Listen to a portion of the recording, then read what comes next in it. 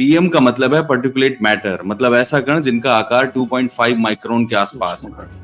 PM 3.0 से टकराना भारत के विपक्ष का काम है, लेकिन पीएम 2.5 से लड़ाई पूरे विश्व को करनी। सुप्रीम कोर्ट असहाय का हाँफता दिखा, प्रशासन असहाय सा दिखा, और दुर्भाग्य की बात है कि इसको राजनीति नहीं करना चाहिए, लेकिन राजनीतिक मसला कपिल मिश्रा सरी के भारतीय जनता पार्टी के नेता ट्विटर पे कह रहे थे बजाते रहो। ऐसा सोचने वाला या तो पिशाच हो सकता है या फिर डॉक्टर और दवा का दलाल। 29% of the total deaths from TB in India। इस प्रकार का आर्सेनिक और लेड का धुआं होगा जो आतिशबाजियों से जनरली निकल रहा है, चाइनीज आतिशबाजियों से, तो उसकी तो टीवी को सेकंड स्टेप में जाने से कोई रोक ही नहीं सकता है। पंजाब में साइमल्टेनियसली सिख पॉपुलेशन घटती चली गई, जो नॉन सिख हैं जिसमें बहुत बड़ी संख्या में बिहारी हैं, उनकी संख्या बढ़ती चली गई। दिल्ली में गुरुद्वारों में 4-5 साल पहले डिसीजन ले लिया था कि हम गुरु पर्व पे निकलने वाले त्योहारों और दीपावली पे कोई आतिशबाजी नहीं करेंगे, तो तब से दिल्ली के गुरुद्वारों में दिवाली पे भी आतिशबाजी नहीं होती है। तो ये जो डेमोग्राफिकल चेंज पंजाब में हुआ है, जिसके अंदर बिहार और परप्रांतीय लोगों की संख्या बढ़ी है, उन सब लोगों के कारण दिवाली पे आतिशबाजी और धमाकों इसका प्रचलन बढ़ा है। तो इनको अर्बन नक्सल की पड़ी है, जबकि 21वीं सदी का सबसे बड़ा चैलेंज अर्बन नक्सल वगैरह नहीं है। सभी जानते हैं 21वीं सदी का सबसे बड़ा चैलेंज है अपने पर्यावरण को बचा के रखना। अर्बन नक्सल क्या है? यदि नोटबंदी और इन सब के बाद भी यदि 11 साल में आप अर्बन नक्सल पे कंट्रोल नहीं कर पाए, तो जंगल नक्सल पे क्या कंट्रोल करेंगे? जिस बस्तर में ये कॉलर खड़ा करके घूम रहे हैं, उस बस्तर में पिछले 2 महीने में 6 केंद्रीय सुरक्षा बल के जवान आत्महत्या कर चुके हैं। हमारे 20 जवानों को जब चाइना ने मार दिया, तो आपने टिकटॉक पे बैन लगाने के अलावा ऐसा क्या किया कि दोस्ताना बातचीत होने लगी? आज भी सजावटी झालरें वहीं से आ रही हैं, आज भी पटाखे वहीं से आ रहे हैं। भारत का ट्रेड वहां से बढ़ गया, खासकर इंपोर्ट बढ़ गया है। हमारा ट्रेड डिफिसिट लगातार बढ़ता जा रहा है। हम चाइना के साथ व्यापार में नुकसान में हैं, लेकिन उनको ये पड़ी है कि अर्बन नक्सल क्या है और क्या कर रहे हैं। कोई भी extremist group with in country premises यदि ड्रोन से एक्सप्लोसिव गिरा के अपने विरोधियों को नुकसान पहुंचा रहा है, तो इसके बारे में नरेंद्र मोदी जी क्यों नहीं बोल रहे हैं? क्योंकि ये अर्बन नक्सल पे बार बार जो है ज्ञान बांट रहे हैं प्रधानमंत्री जी, लेकिन ये नहीं बता रहे हैं कि मणिपुर में मिसाइलें गिर रही हैं, या आखिरकार जो वहां की डिवाइसिव फोर्सेस हैं उनको ठीक करने की कोशिश क्यों नहीं करते, उनकी चूड़ियां क्यों नहीं कस रहे हैं। लॉरेंस बिश्नोई को पापा बना रखा हुआ है, और उधर जो है कनाडा लगातार रोज हमले कर रहा है। वहां के नेशनल सिक्योरिटी एडवाइजर ने खुल के कहा कि हाँ, मुझसे वॉशिंगटन पोस्ट के पत्रकार ने पूछा कि क्या भारत के गृह मंत्री अमित शाह उसमें शामिल हैं, तो उन्होंने कहा कि मैंने वेरीफाई किया और कहा कि हाँ शामिल है। खबर है कि रांची का जो एक प्रतिष्ठित प्राइवेट स्कूल है, जीडी गोयनका पब्लिक स्कूल, वहां पर जब चुनाव आयोग से संचालित टीम ने छापा मारा, तो वहां डिप्टी प्रिंसिपल के कमरे में 1,35,00,000 रुपए नगद मिले, 6 विदेशी शराब की बोतलें मिली और बहुत सारी चीजें मिली। और चूंकि उस स्कूल का जो वहां पर फ्रेंचाइजी है, वहां के एक वरिष्ठ भाजपा नेता मदन सिंह है, उनकी है, और उसमें मदन सिंह को हिरासत में भी लिया गया। चूंकि अब बीजेपी का मसला है, तो सभी अखबार थोड़े से सुलूर करके खबर दे रहे, छुपा के। तो ये ऑन रिकॉर्ड है कि भारतीय जनता पार्टी के चुनाव प्रचार में इस पैसे को खर्च करने के लिए वहां पर निरापद रखा गया था। अब एक सवाल खड़ा हो रहा था कि चूंकि आरएसएस में पूरे देश में सरस्वती शिशु मंदिर और कई ऐसे शिशु मंदिर के नाम पर पूरे स्कूलों की चेन बना रखी है, कहीं ये जितने स्कूल हैं वास्तव में चुनाव के जो वेद अवेद नैतिक अनैतिक तरीके हैं उन पे पर्दा डालने के लिए या उनके आश्रय स्थल के लिए तो काम नहीं कर रहे हैं। सलाम, नमस्कार, मैं हूं गुड़ाल पाठक और आप देख रहे हैं द लखनऊ पोस्ट आज का अखबार। मेरे साथ हैं मेरे मेहमान theclimatechange.com के संपादक पंकज चतुर्वेदी जी। स्वागत है पंकज जी। नमस्कार। लखनऊ पोस्ट के दर्शकों और धरती के सभी निवासियों को दीपावली शुभकामनाएं। दीपावली अर्थात प्रकाश पर्व। यहाँ प्रकाश का मतलब है ज्ञान और अंधकार का मतलब है अज्ञान और मूर्खता। 21वीं सदी का सबसे बड़ा ज्ञान यह है कि ना हिंदू खतरे में है और ना मुसलमान खतरे में है, हमारी पृथ्वी। और जो पृथ्वी वासियों को मंगल ग्रह में पहुंचाने का वादा कर रहे हैं वो आजकल ट्रंप के चुनाव में व्यस्त हैं। सभी का जानना ये जरूरी है कि हर साल लगभग 70 लाख लोग फेफड़ों की बीमारी से मर जाते हैं, और इसका सबसे बड़ा कारण है मानव जनित गतिविधियां, यानी कि ह्यूमन एक्टिविटीज। पटाखों, गाड़ियों और फैक्ट्री से निकलने वाला धुआं PM 2.5 पार्टिकल्स को पैदा करता है, जिससे फेफड़े सबसे ज्यादा प्रभावित होते हैं। PM 2.5 का मतलब प्रधानमंत्री 2.5 नहीं, वो तो PM 3.0 है। PM का मतलब है पर्टिकुलेट मैटर, मतलब ऐसा कण जिनका आकार 2.5 माइक्रोन के आसपास है। PM 3.0 से टकराना भारत के विपक्ष का काम है, लेकिन PM 2.5 से लड़ाई पूरे विश्व को करनी है। पंकज जी, पटाखों के बाद आज का मौसम कैसा है? मैंने तो खबरों में पढ़ा कि दिल्ली में ज्यादातर जगह एयर क्वालिटी इंडेक्स 350 तक पहुंच गया है। लास्ट प्रोग्राम में आपने कहा था सालाना सियापा है इस पर बातचीत करना, तो इस तो पर। दुर्भाग्य है, कल कल शाम को जिस तरीके से शाम 8 बजे के बाद में हम्म। सुप्रीम कोर्ट असहाय का हाँफता दिखा, प्रशासन असहाय सा दिखा। और दुर्भाग्य की बात है कि इसको राजनीति नहीं करना चाहिए, लेकिन राजनीतिक मसला, कपिल मिश्रा सरी के भारतीय जनता पार्टी के नेता ट्विटर पे कह रहे हम्म। थे बजाते रहो। है ना, बजाते रहो का मतलब है कि जम के आतिशबाजी चलाओ। कई बार ऐसा लगा कि कपिल हम्म। मिश्रा या उनके सरीके भारतीय जनता पार्टी के नेता जो लोगों को प्रेरित कर रहे हैं कि जो प्रतिबंधित आतिशबाजी है दिल्ली में, जो बिकी नहीं लेकिन दिल्ली के आसपास गाजिया, नोएडाबाद, गुड़गांव, फरीदाबाद में आसानी से उपलब्ध थी, उसको इतना बजाओ कि इस धरती को कालिक से भर दो, लोगों की सांसों को जहर से भर दो। ऐसा सोचने वाला या तो पिशाच हो सकता है या फिर डॉक्टर और दवा का दलाल। असल में बिल्कुल। कि दीपावली एक पर्व सनातन धर्म का नहीं है। दीपावली भारत की सांस्कृतिक पहचान है। विश्व में भारत की सांस्कृतिक पहचान दीपावली के पर्व से है। लेकिन उसको अराजकता, उद्दंडता और धुएं से भरने का कुकृत्य करने वाले लोग वास्तव में भारत और भारतीय संस्कृति के दुश्मन हैं। दीपावली प्रकाश का पर्व है। दीपावली पे धन्वंतरी की पूजा होती है, दीपावली पे गोवंश की पूजा होती है, दीपावली पे महावीर स्वामी की पूजा होती है, दीपावली पे सरस्वती की पूजा होती है। लक्ष्मी जी। आतिशबाजी एक तो बहुत नया प्रोडक्ट है, कोई बहुत साल पुराना, 2 सदी पुराना प्रोडक्ट है बारूद को जलाना। हाँ हाँ, सही और बात। उसका हमारी परंपरा, संस्कृति, आस्था, धर्म से कोई वास्ता नहीं है। ये विशुद्ध व्यापार है। अब व्यापार केवल आतिशबाजी बेचने का नहीं है, उससे बड़ा व्यापार ये दवाइयां बेचने का, मेडिकल टेस्ट का, डॉक्टर की कंसल्टेशंस का, एयर प्यूरिफायर बेचने का धंधा है। और दुर्भाग्य है कि दिल्ली एनसीआर में कल पिछले साल की तुलना में बहुत अधिक आतिशबाजी चली और बहुत देर तक चली। हम्म। सुप्रीम कोर्ट 2009 में कह चुका था कि रात में 10 बजे बाद किसी भी तरीके की आतिशबाजी, इको फ्रेंडली और इको हार्टली, कोई भी नहीं हम्म। चलाना है। लेकिन यहाँ पर 1:30-2 बजे तक बहुत सामान्य रूप से ये सब चलता रहा।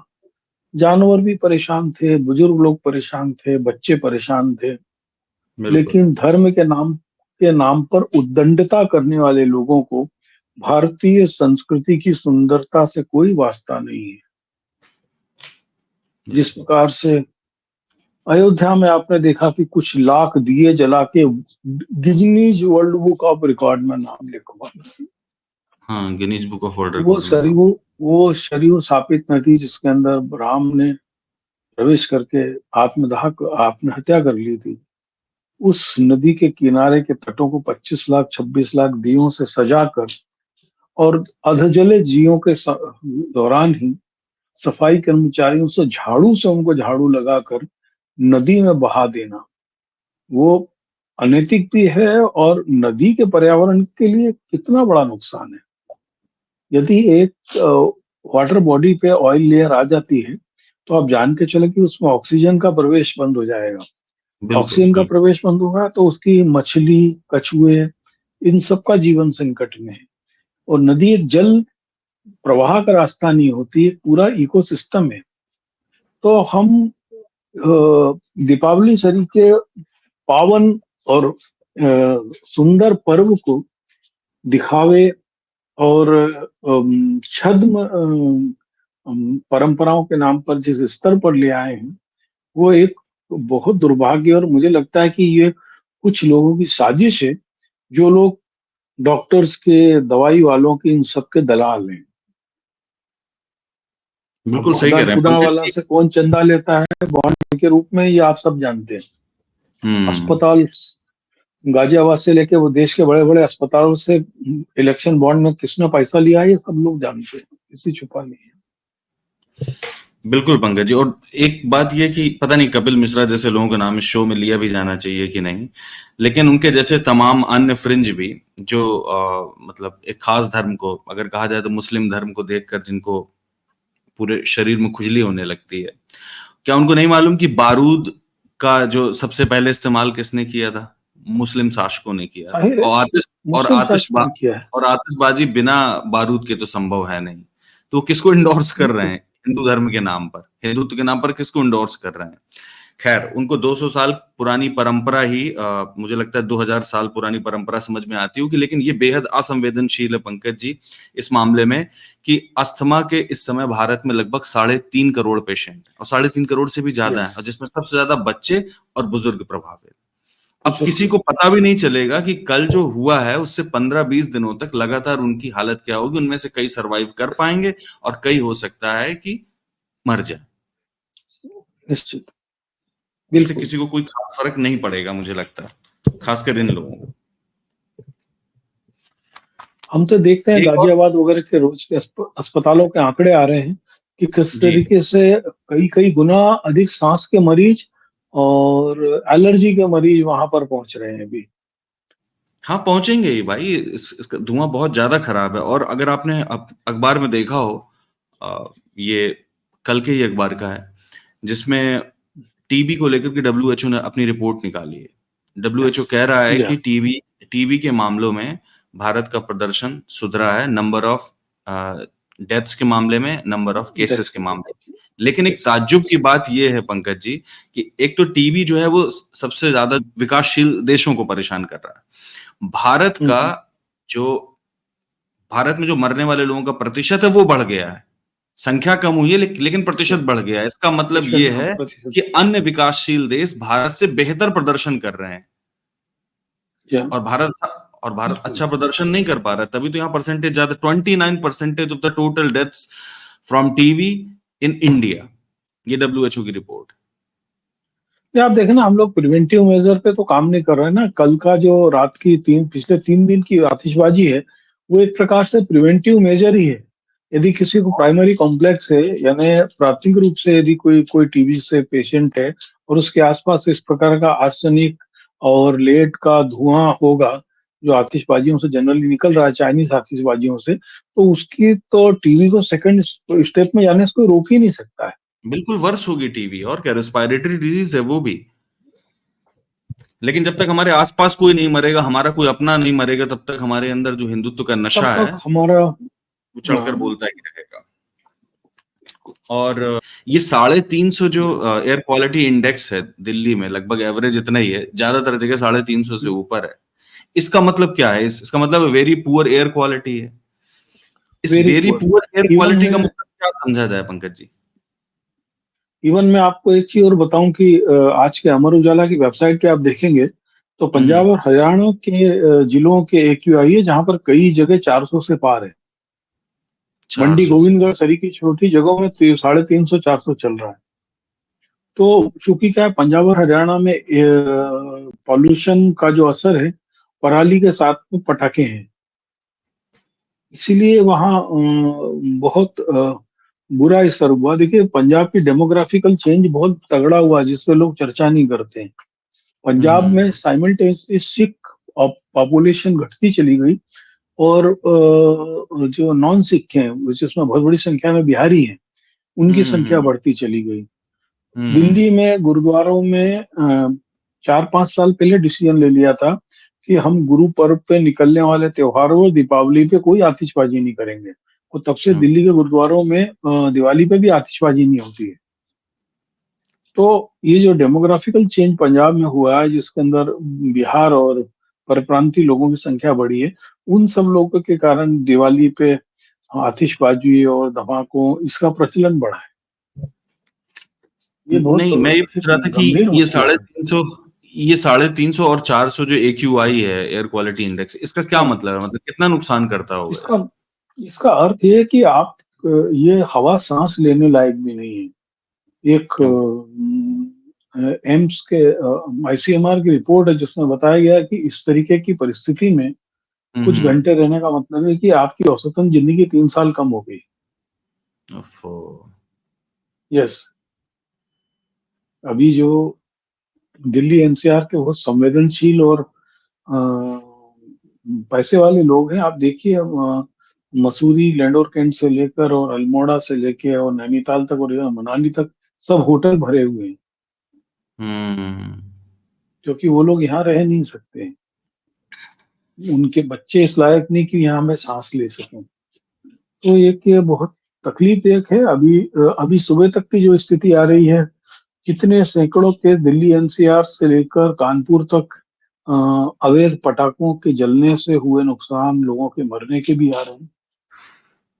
तो बिल्कुल। लेकिन अब तो ये देश इतना खूबसूरत हो सका, ये हो सकता है कि जो लोग आतिशबाजी कांड मरे उनको भी 10-10 लाख रुपए और सरकारी नौकरी का आश्वासन मिल जाए तो कोई बड़ी चीज नीतियों का ही है काम ना। है ये। और है ना, क्योंकि सांस की बिल्कुल। बीमारी से मरेंगे तो आपको झेलना है, लेकिन पटाखे से जल के मरेंगे तो आप देश में मर गए ना।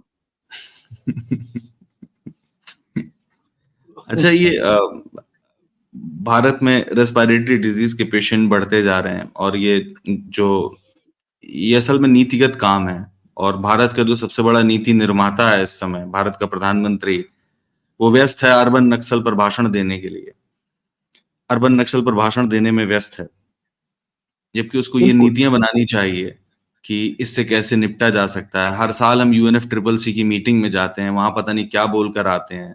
हमारे अपने कमिटमेंट्स हैं UN को लेकर के, लेकिन हम उन पर कितना आगे हैं ये तो सस्टेनेबल डेवलपमेंट गोल्स बता रहे हैं कि अभी हम बहुत सारा पीछे हैं। SDG के और में बहुत पीछे हैं। बिल्कुल। तो इनको अर्बन नक्सल की पड़ी है, जबकि 21वीं सदी का सबसे बड़ा चैलेंज अर्बन नक्सल और अर्बन नक्सल वगैरह नहीं है। ये सभी जानते हैं 21वीं सदी का सबसे बड़ा चैलेंज है अपने पर्यावरण को बचा के रखना। इससे भी आज अर्बन नक्सल से बड़ा चैलेंज जो है अर्बन इकोलॉजिकल इम्बेलेंस है। बिल्कुल। दिवाली के समय दिल्ली के सरी के शहर में पानी की सप्लाई नहीं है बहुत बड़ी संख्या में, क्योंकि गंगा नहर का जो काम है वहां से पानी नहीं मिल पा रहा है। हवा की स्थिति यहाँ पर यही है। यमुना यहाँ पर सिकुड़ी हुई रखी हुई है। हम इन मसलों पर कभी कोई चर्चा नहीं कर रहे। अर्बन नक्सल क्या है? यदि नोटबंदी और इन सब के बाद भी यदि 11 साल में आप अर्बन नक्सल पे कंट्रोल नहीं कर पाए तो जंगल नक्सल पे क्या कंट्रोल करेंगे? मैं आपको हम्म। एक घटना बता रहा हूँ कि जिस बस्तर में ये कॉलर खड़ा करके घूम रहे हैं, उस बस्तर में पिछले 2 महीने में हम्म। 6 केंद्रीय सुरक्षा बल के जवान आत्महत्या कर चुके हैं। कभी किसी ने जानने की कोशिश नहीं की कि आखिर ये क्यों कर रहे हैं आत्महत्या? क्या इनके व्यक्तिगत दबाव हैं? क्या इनकी प्रोफेशनल दबाव हैं? तो अर्बन नक्सल बोल के ये अपने देश के जो मूल मुद्दे हैं उनसे ध्यान हटाने का तरीका है कि भाई जब आपके पास में इतना बड़ा नेटवर्क है, मोदी जी के पास इस चीज का कोई दबाव नहीं है कि हमारे 20 जवानों को जब चाइना ने मार दिया तो आपने टिकटॉक पे बैन लगाने के अलावा ऐसा क्या किया कि कुछ नहीं। दोस्ताना बातचीत होने आज भी लगी? सजावटी झालरें वहीं से आ रही हैं, आज भी पटाखे वहीं से आ रहे हैं। भारत का ट्रेड पूरा वहीं वहां से से। बढ़ गया, खासकर इंपोर्ट बढ़ गया है। हमारा ट्रेड डिफिसिट लगातार हम्म, बढ़ता जा रहा है। हम चाइना के साथ हम्म, व्यापार में नुकसान में हैं। लेकिन उनको ये हम्म। पड़ी है कि अर्बन नक्सल क्या है और क्या कर रहे हैं। और उसी भाषण में जो उन्होंने भाषण दिया था, ये उसी का हिस्सा है। उसी में उन्होंने ये भी कहा है कि मैं देश के अंदर की और देश के बाहर की जो भारत को बांटने वाली शक्तियां, उनको चेतावनी देना चाहता हूं कि वो सुधर जाएं। देश के अंदर बांटने वाली कौन सी क्या उनका इशारा विपक्ष की ओर है? आप देख लीजिए, 1.5 साल से मणिपुर जल रहा है और मणिपुर बिल्कुल। में पिछले महीने एक चर्चा आई थी कि कथित कुकी टेररिस्ट ने ड्रोन से बम गिराया है, और अभी परसों वहां पर फिर एक इस प्रकार का बम गिरा है, जिस पे चर्चा हो रही कि क्या ड्रोन से गिराया गया है। इस तरीके, यानी यदि कोई भी extremist group with in country premises यदि ड्रोन से एक्सप्लोसिव गिरा के अपने विरोधियों को नुकसान पहुंचा रहा है, तो इसके बारे में नरेंद्र मोदी जी क्यों नहीं बोल रहे हैं? क्योंकि अब तो 1.5 साल हो गए हैं, वहां पर आपकी सरकार है, आपने वहां पैरामिलिट्री फोर्सेस लगा रखी है, और सबसे बड़ी चीज है वहां का चीफ मिनिस्टर कहता है कि अभी जो जो हो रहा है ना, पिछली सरकार के कारण हो रहा है, जबकि मजेदार चीज है कि पिछली सरकार में भी चीफ मिनिस्टर यही थे।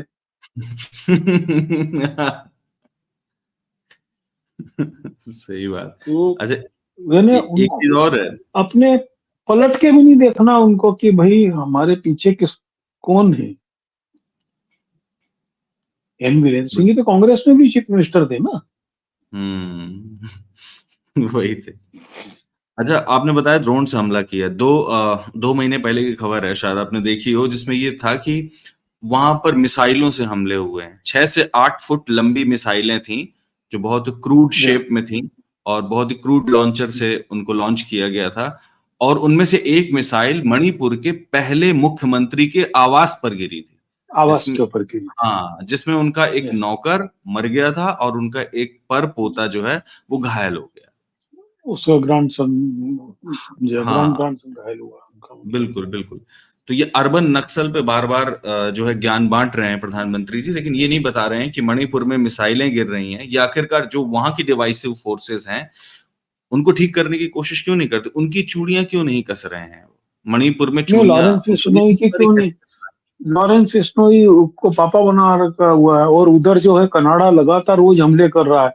कनाडा का गृह मंत्री सीधे हमारे होम मिनिस्टर तरीका शरीफ ईमानदार कोई राजनेता ही नहीं है देश में, उसको वो आरोपित कर रहे हैं हमारे गृह मंत्री को कि वो सुपारी दे के हत्या करवाने के मामले में शामिल है। जबकि बताइए अमित कितना शाह बड़ा जी मामला सहित है। तो व्यक्ति ऐसा सोच भी नहीं सकता है ना। तो अभी भी सही।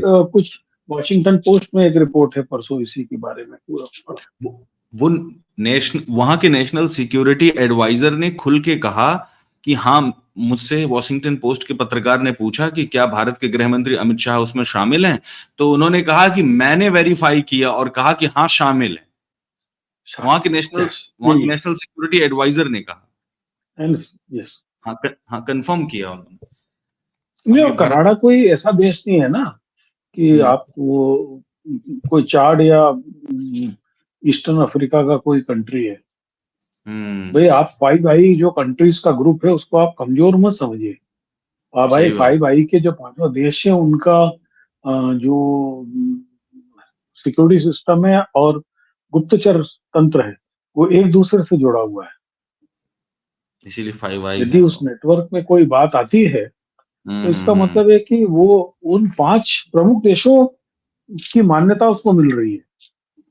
और अक्रॉस द तो सीज पता है, देखिए नहीं। ना आप, उनका नेटवर्क अक्रॉस द सीज है।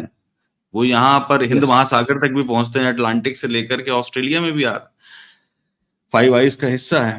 खैर, प्रधानमंत्री जी मुझे लगता है निपट लेंगे इससे, ये उनका काम है। निपट ही लें तो अच्छा है, क्योंकि देखो। भारत की बहुत बेइज्जती हो चुकी है। अच्छा, पंकज जी, एक खबर आपने देखी होगी, कल के अखबार में ही थी, कि योगी जी अयोध्या वासियों से कहते पाए गए कि आप 2017 के बाद से, जब से मैं सत्ता में आया हूं, मतलब जब से योगी जी सत्ता में आए हैं, तब से उन्होंने अयोध्या वासियों ने जो भी मांगा उन्होंने दिया है। अब उनकी बारी हम्म। है, अब वो हमको दें। हम्म। हमको दें का मतलब क्या? हम्म। मिल्कीपुर सीट में तो बाय इलेक्शन भी नहीं हो रहा है। इलेक्शन कमीशन ऑफ इंडिया ने पता नहीं किस ग्राउंड पर, वो ग्राउंड वैध है भी कि नहीं, उस ग्राउंड पर इस सीट का बाय इलेक्शन रोक दिया है फिलहाल। मुझे लगता है, हो सकता है आश्वस्त होना चाहते हो कि अयोध्या की ये वाली सीट तो कम से कम एग्जैक्ट। जीत ही ले, लोकसभा तो हार ही गए हैं। हाँ। मुझे ऐसा लगता है कि वो चाहते नहीं थे कि 10 सीटों में एक साथ चुनाव हो, क्योंकि 10 में थोड़ा मैनेजमेंट में दिक्कत हो सकती थी। ईवीएम हम्म। आंटी को अकेले एक सीट पे एडजस्ट करना शायद सहूलियतमंद होगा उनके लिए।